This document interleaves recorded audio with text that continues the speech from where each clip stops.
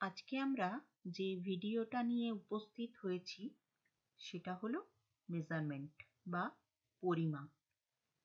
তোমরা ক্লাস 9-এ উঠেছো, নতুন বই অনেকে কিনে ফেলেছো, তাই তো?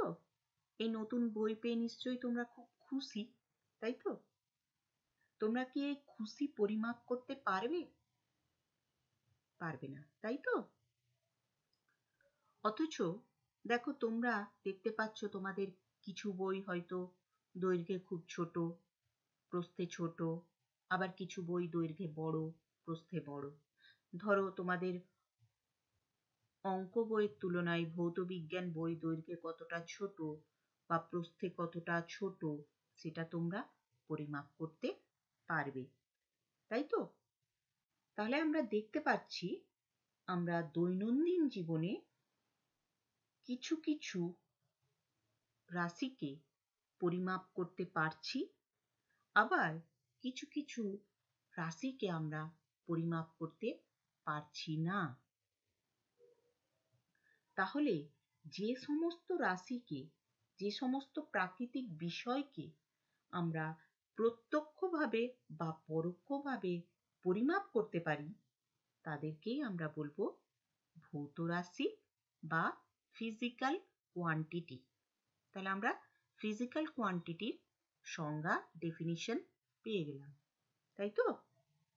যেমন ধরো কারো জ্বর হয়েছে, তাহলে থার্মোমিটারের সাহায্যে আমরা তার দেহের উষ্ণতাটা মাপতে পারবো। তাহলে এক্ষেত্রে জ্বরটা হচ্ছে কি? জ্বরটা হচ্ছে একটা ঘটনা, কিন্তু আমরা পরিমাপ করছি কাকে? পরিমাপ করছি, জ্বর হচ্ছে একটা ভৌত অবস্থা, কিন্তু ভৌত রাশিটা কি? কাকে পরিমাপ করছি? দেহের উষ্ণতাটাকে পরিমাপ করছি। তাহলে উষ্ণতাটা হলো ভৌত রাশি, জ্বর কিন্তু ভৌত রাশি নয়। বোঝা গেল? আমরা জ্বর মাপি না, আমরা দেহের উষ্ণতাকে মাপি। তাহলে দেহের উষ্ণতা হলো ফিজিক্যাল কোয়ান্টিটি বা ভৌত রাশি। এই ফিজিক্যাল কোয়ান্টিটিকে আমরা দুভাগে ভাগ করে থাকি। একটা হচ্ছে স্কেলার কোয়ান্টিটি আর একটা হচ্ছে ভেক্টর কোয়ান্টিটি। আচ্ছা, প্রথমটাই আমি আসি, স্কেলার কোয়ান্টিটি, তার মানে স্কেলার রাশি। তাহলে স্কেলার রাশি আমরা কাদেরকে বলবো? যে সমস্ত রাশির শুধুমাত্র মান আছে, কোনো অভিমুখ বা দিক নেই, তাদেরকে আমরা বলবো স্কেলার কোয়ান্টিটি বা স্কেলার রাশি। যেমন আমি ওখানে উদাহরণ দিয়েছি, দেখো, মাস, মাস মানে ভর, এছাড়া টাইম মানে সময়, এছাড়া লেন্থ মানে দৈর্ঘ্য। অর্থাৎ দৈর্ঘ্য, সময় এবং ভর এগুলোর শুধুমাত্র মান আছে, এগুলোকে নির্দেশ করার জন্য কোনো রকম দিক নির্দেশের প্রয়োজন হয় না। সেই জন্য এইগুলো হলো স্কেলার কোয়ান্টিটির উদাহরণ। এরপরে আমরা আমাদের নেক্সট আলোচনায় আসছি ভেক্টর কোয়ান্টিটি। ভেক্টর কোয়ান্টিটিটা কি? যে সমস্ত রাশির মান আর অভিমুখ দুই আছে তাদেরকে আমরা বলবো ভেক্টর কোয়ান্টিটি বা ভেক্টর রাশি। যেমন যেমন দেখো, ফোর্স অর্থাৎ বল, ডিসপ্লেসমেন্ট অর্থাৎ সরণ, ওয়েট অর্থাৎ ওজন, মোমেন্টাম ভরবেগ, ভেলোসিটি বেগ।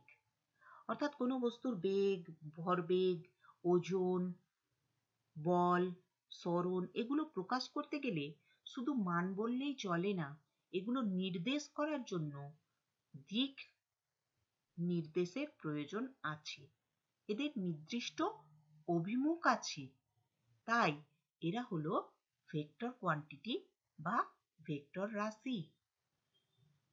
এরপরে আমরা নেক্সট স্লাইডে চলে আসছি।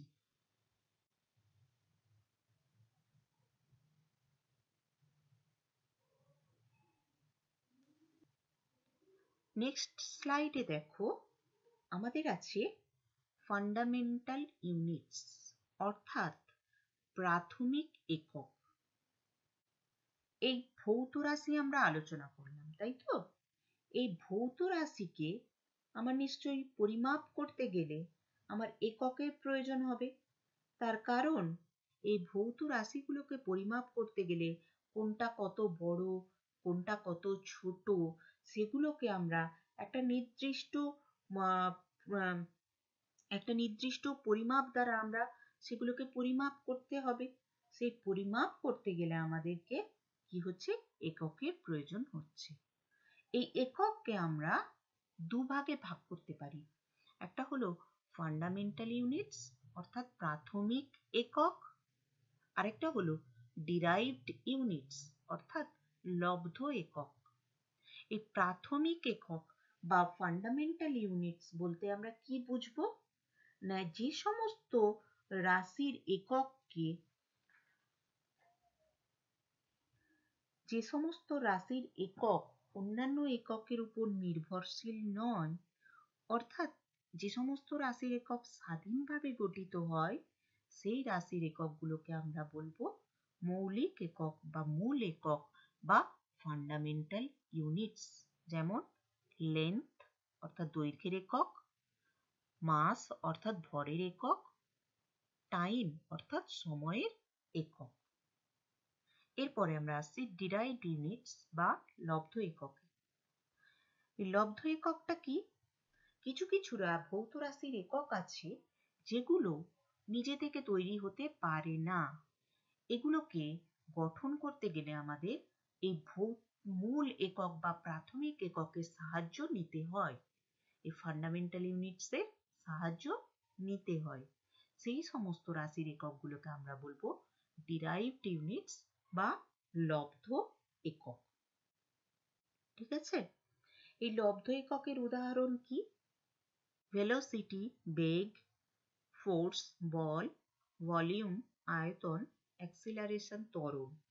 তাই তো, বেগ ত্বরণ বল এগুলো হলো লব্ধ এককের উদাহরণ। তার কারণ দেখো, ভেলোসিটি বেগ, বেগ মানে কি? সরণ বাই সময়। সরণ মানে দৈর্ঘ্যের একক আর সময়ের একক। তাহলে দৈর্ঘ্যের একক এবং সময়ের একক এই দুটো প্রাথমিক একক নিয়ে ভেলোসিটির এককটা তৈরি হয়েছে, তাই ভেলোসিটির একক হলো লব্ধ একক। সেই রকম ফোর্স বল, বলটাও ঠিক সেই রকম। বল হলো ভর ইন্টু অভিকর্ষজ ত্বরণ, ভর ইন্টু ত্বরণ, এই দুটো একক নিয়ে তৈরি হয়েছে, তাহলে বলও হলো লব্ধ একক। এছাড়া আয়তন, আয়তনের একক এই দৈর্ঘ্যের একক নিয়ে তৈরি হয়েছে। আয়তন সমান কি? দৈর্ঘ্য ইন্টু প্রস্থ ইন্টু উচ্চতা, অর্থাৎ দৈর্ঘ্যের একক ইন্টু দৈর্ঘ্যের একক ইন্টু দৈর্ঘ্যের একক। তাহলে আয়তনের একক হলো কি? লব্ধ একক। এছাড়া কি অ্যাক্সিলারেশন, ত্বরণ, ত্বরণ মানে কি? ত্বরণ মানে হচ্ছে বেগ বাই সময়, অর্থাৎ বেগের একক বাই সময়ের একক। তাহলে বেগের একক তো লব্ধ একক, তাহলে বেগের একক এবং সময়ের একক নিয়ে তৈরি, তাই ত্বরণটাও হলো কি? এক ধরনের লব্ধ একক। এর পরবর্তী টপিক আমাদের কি দেখো, ফিজিক্যাল কোয়ান্টিটিস উইদাউট ইউনিটস, অর্থাৎ একক বিহীন ভৌত রাশি। কিছু কিছু ভৌত রাশি আছে যাদের প্রকাশ করতে কোনো রকম এককের কোনো প্রয়োজন হয় না, তাই তো? আমরা দেখেছি যে কিছু কিছু ভৌত রাশি আছে যাদেরকে প্রকাশ করতে গেলে কোনো রকম এককের কোনো প্রয়োজন হয় না। সেই সমস্ত রাশিগুলোই হলো এককবিহীন ভৌত রাশি। কোন কোন রাশি এগুলো? দেখো, যেমন অ্যাটমিক ওয়েট অর্থাৎ পারমাণবিক গুরুত্ব, মলিকিউলার ওয়েট আণবিক গুরুত্ব, এগুলো হলো দুটো সমজাতীয় রাশির অনুপাত, তাই তো? সেই জন্য এগুলোর কোনো একক নেই। তাহলে অ্যাটমিক ওয়েট, মলিকুলার ওয়েট অর্থাৎ পারমাণবিক গুরুত্ব, আণবিক গুরুত্ব, রিলেটিভ ডেন্সিটি অর্থাৎ আপেক্ষিক গুরুত্ব, এগুলো হলো কি এককবিহীন রাশি। এছাড়াও স্ট্রেন অর্থাৎ বিকৃতি, বিকৃতি হলো দুটো দৈর্ঘ্যের অনুপাত, তাই তো? সেজন্য বিকৃতিরও কোনো একক। এছাড়া রিফ্র্যাক্টিভ ইন্ডেক্স অর্থাৎ প্রতিসরাঙ্ক, এরও কিন্তু কোনো একক নেই। এরপরে দেখো আমরা পরবর্তী আমাদের আমরা এই যে একক নিয়ে আলোচনা করলাম, এই এককের আবার বিভিন্ন পদ্ধতি আছে, আমরা সেই পদ্ধতি নিয়ে এখানে আলোচনা করব। দেখো, ডিফারেন্ট সিস্টেম অফ ইউনিটস। কি কি ডিফারেন্ট সিস্টেম আছে? সিজিএস সিস্টেম, এফপিএস সিস্টেম আর এমকেএস সিস্টেম বা এসআই সিস্টেম। অ্যাকচুয়ালি এমকেএস সিস্টেমটা অনেকটা এসআই সিস্টেমেরই অন্তর্ভুক্ত। প্রথমে আমরা এফপিএস সিস্টেম নিয়ে আলোচনা করছি। এই এফপিএস সিস্টেমটা হচ্ছে একটা ব্রিটিশ পদ্ধতি। এই এফপিএস সিস্টেমে লেন্থ, দৈর্ঘ্যের একক কি? দৈর্ঘ্যের একক হলো ফুট, ভরের একক হলো পাউন্ড, সময়ের একক হলো সেকেন্ড। সেই জন্য দেখো foot, F for foot, P for pound, S for second. F for foot, P for pound, S for second.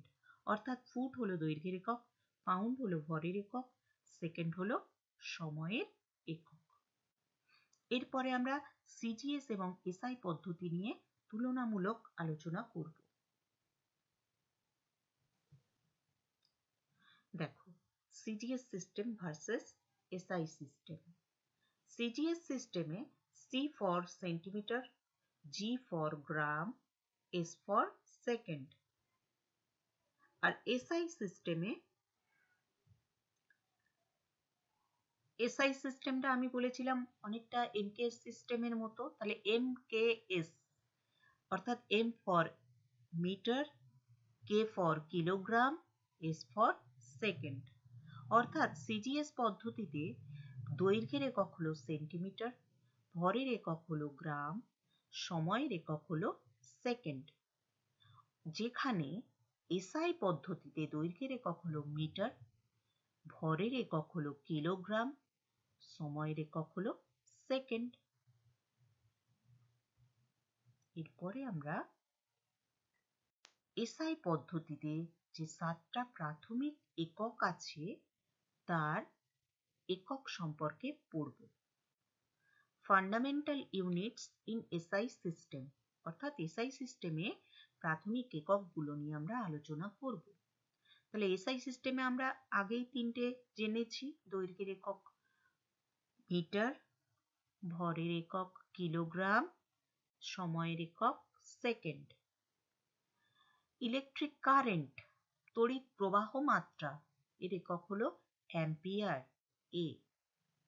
Temperature, তাপমাত্রা, এর একক হলো কেলভিন কে। লুমিনাস ইন্টেন্সিটি, দীপন প্রাবল্য,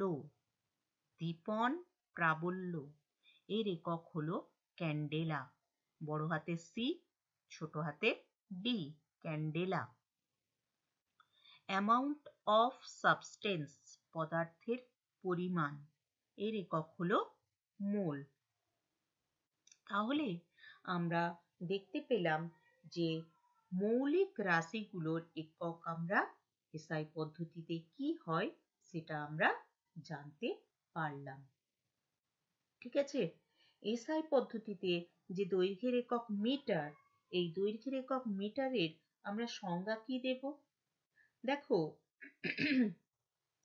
আলো শূন্যস্থানে 1/299792458 এত সেকেন্ড সময়ে যে দূরত্ব অতিক্রম করে তাকে আমরা বলবো 1 মিটার। এই 1 মিটার দৈর্ঘ্যটাকে আমরা প্রমাণ দৈর্ঘ্য হিসেবে ধরে থাকি। এসআই পদ্ধতিতে ভরের একক কি? কিলোগ্রাম। এই কিলোগ্রামের সংজ্ঞাটা আমরা কি দেব? কিলোগ্রামের স্ট্যান্ডার্ড সংজ্ঞা, স্ট্যান্ডার্ড ডেফিনিশন হচ্ছে ফ্রান্সের প্যারিস শহরে the International Bureau of Weights and মেজার্সের দপ্তরে যে প্ল্যাটিনাম এবং ইরিডিয়াম সংকর ধাতুর তৈরি একটা নিরেট চোঙ রাখা থাকে, সেই নিরেট চোঙের ভরকে আমরা 1 কিলোগ্রাম ধরে থাকি। এই 1 কিলোগ্রাম ভরকে আমরা প্রমাণ ভর হিসেবে ধরি। ঠিক আছে, আর আমরা জানি সময়ের একক কি? সময়ের একক হলো সেকেন্ড। এই সেকেন্ডের সংজ্ঞাটা আমরা কিভাবে দেব?